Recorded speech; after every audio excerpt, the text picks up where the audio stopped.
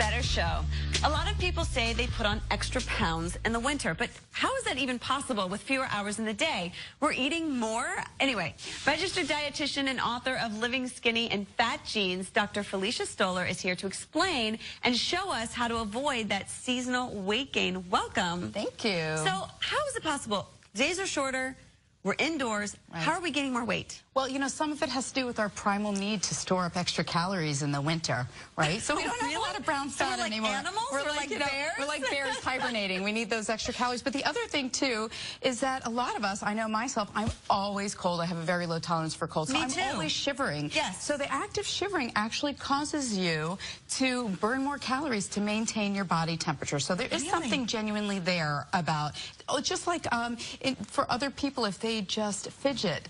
So if you think about fidgeting, burning calories, shivering also burns a lot of calories. I shiver all the time, so maybe that's why I'm eating so much during the winter. I'm always hungry. That's right. No, I'm always hungry. Right. So therefore, what we want to do is we want to get better foods in our body. So we want to balance out the nutrients that we have. But some important things to think about in the wintertime are getting things like vitamin A and vitamin C. So we're going to talk about vitamin C. Tell us what we should be eating more of in the winter, because we also obviously are not in the sun as much, right? Right. So we need to get in some vitamins. So first of all, vitamin C. So we always think about vitamin C being in citrus. A lot of people don't realize that it's in strawberries and it's in tomatoes, but it's also in all of our wonderful winter squash. And some people only buy squash already cubed. They don't know that this is a butternut squash and this is an acorn squash.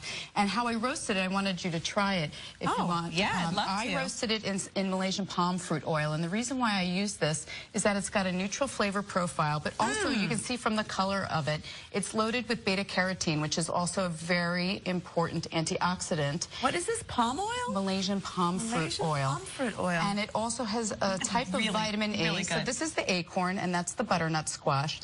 Where if I put olive oil on this, it would ruin the natural flavor of the food. That is really delicious. Yeah. Are there differences in the vitamins with the different squashes? Well, no, they're very similar to each other. And even tomatoes have vitamin C. A lot of people don't realize that. So if you don't like citrus and you like tomatoes, you can have that Eat some tomatoes. as well.